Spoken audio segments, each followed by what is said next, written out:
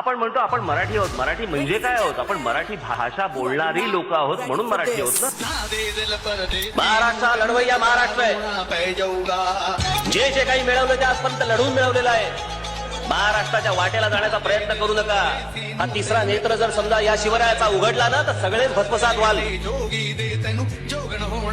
अत्यंत हार्डकोर कट्टर मराठी. जे मी जगात पाहिले ते मी या महाराष्ट्रामध्ये आणू इच्छितो. भाषेची भिंत उभी केल्याशिवाय ही आक्रमण थांबणार नाही.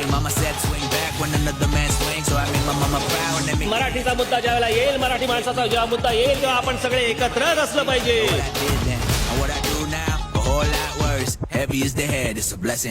आता जिकडे जिकडे अटक होईल तिकडे तिकडे सभा. महाराष्ट्रासाठी, मराठी माणसासाठी, मराठी भाषेसाठी कितीही वेळा मला जेलमध्ये जायला लागलं तरी कितीही वेळा जेलमध्ये जाईन, पण या विषयापासून तुझभरही मागे मी हटणार नाही. एवढं सगळ्यांनी ध्यानात ठेवावं, सगळ्यांनी लक्षात ठेवावं. आणि तुम्ही तर नक्की रे